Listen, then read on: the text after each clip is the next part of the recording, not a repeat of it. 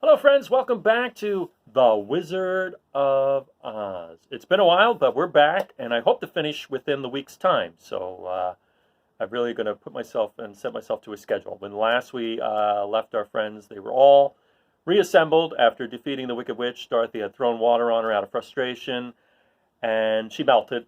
And the Winkies were grateful and were able to help get our friends back in tip-top shape. And Dorothy took as a souvenir this seemingly simple golden cap, not knowing what power lay within. And that is where we are right now for Chapter 14, The Winged Monkeys. You will remember there was no road, not even a pathway, between the castle of the Wicked Witch and the Emerald City. When the four travelers went in search of the witch, she had seen them coming, and so sent the winged monkeys to bring them to her. It was much harder to find their way back through the big fields of buttercups and bright daisies than it was being carried. They knew, of course, they must go straight east toward the rising sun, and they started off in the right way. But at noon, when the sun was over their heads, they did not know which was east and which was west, and that was the reason they were lost in the great fields.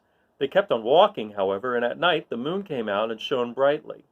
So they lay down among the sweet-smelling yellow flowers and slept soundly until morning. All but the Scarecrow and the Tin Woodman.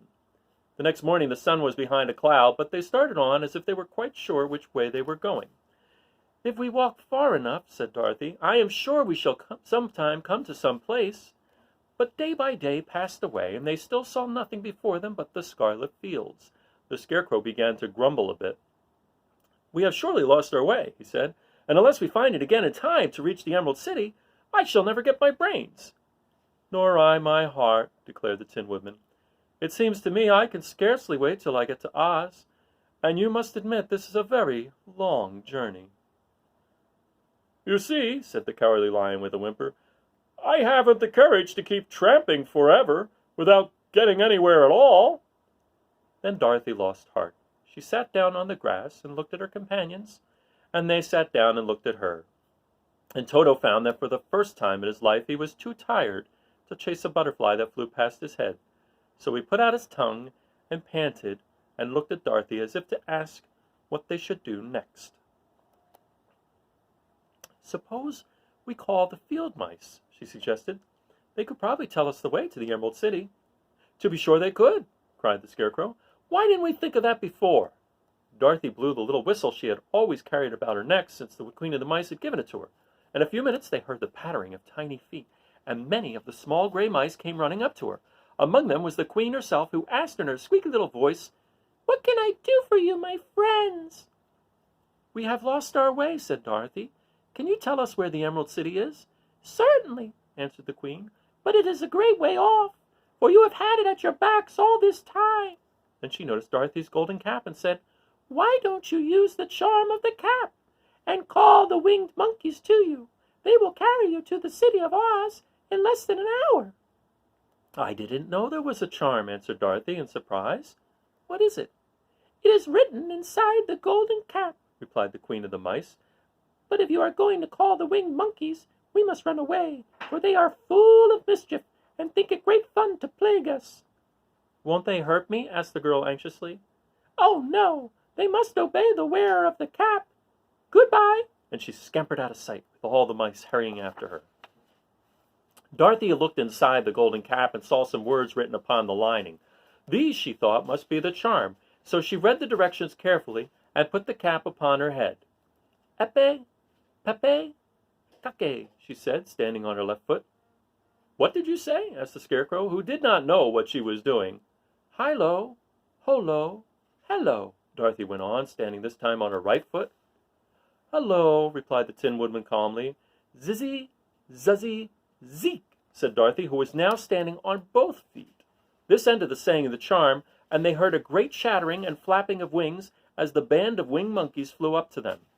The king bowed low before Dorothy and asked, "What is your command?" "We wish to go to the Emerald City," said the child, "and we have lost our way." "We will carry you," replied the king, and no sooner had he spoken than two of the monkeys caught Dorothy in their arms and flew away with her. Others took the Scarecrow and the Woodman and the Lion, and one little monkey seized Toto and flew after them, although the dog tried hard to bite him.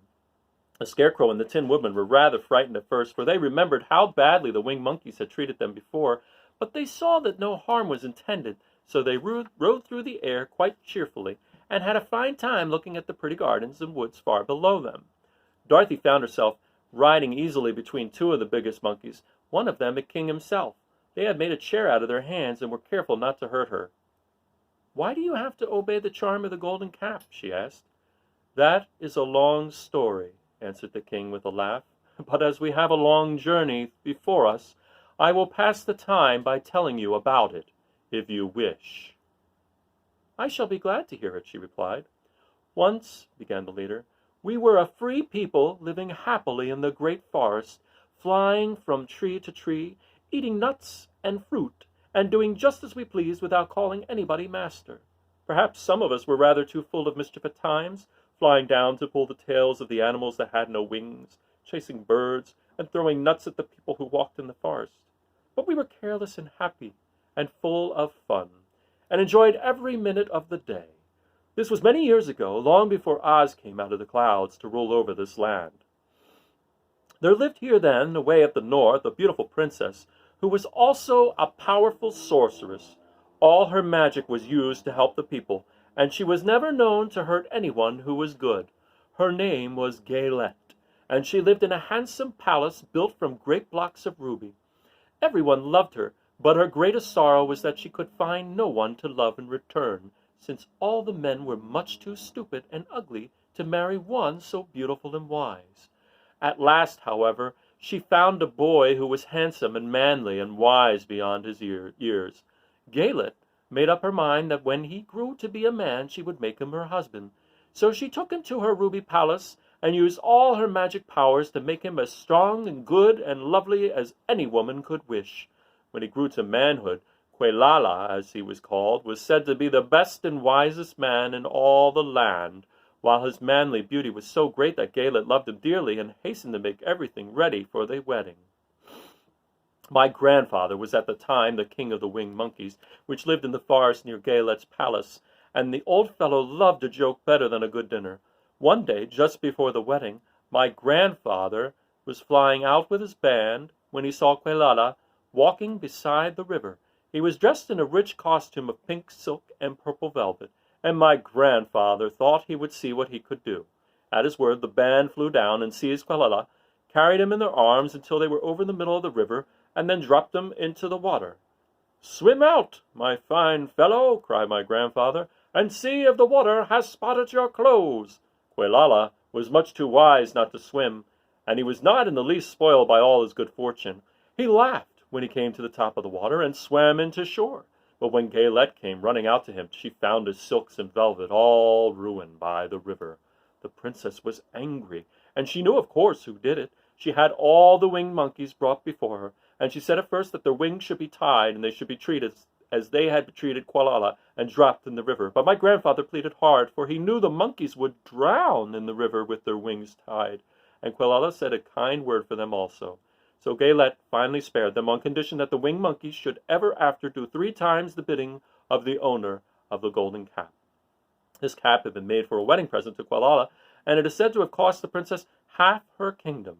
Of course, my grandfather and all the other monkeys at once agreed to the condition, and that is how it happens that we are 3 times the slaves of the owner of the golden cap, whosoever he may be. "And what became of them?" asked Dorothy, who had been greatly interested in the story. "Quelala, being the first owner of the golden cap," replied the monkey, "he was the first to lay his wishes upon us. As his bride could not bear the sight of us, he called us all to him in the forest after he had married her, and ordered us always to keep where she could never again set eyes on a winged monkey, which we were glad to do, for we were all afraid of her. This is all we ever had to do until the golden cap fell into the hands of the Wicked Witch of the West, who made us enslave the Winkies, and afterward drive Oz himself out of the land of the West. Now the golden cap is yours, and 3 times you have the right to lay your wishes upon us." As the Monkey King finished his story, Dorothy looked down and saw the green shining walls of the Emerald City before them. She wondered at the rapid flight of the monkeys, but was glad the journey was over. The strange creatures set the travelers down carefully before the gate of the city. The king bowed low to Dorothy, and then flew swiftly away, followed by all his band. "That was a good ride," said the little girl. "Yes, and a quick way out of our troubles," replied the lion. "How lucky it was you brought away that wonderful cap." And that is the end of chapter 14, The Winged Monkeys. So we heard the story of the winged monkeys and how the golden cap made them do the bidding of whoever was the owner. Very interesting. So the next chapter, chapter 15, is the discovery of Oz the Terrible. So I'll see you next time for that one. Have a great night and take care. Bye now.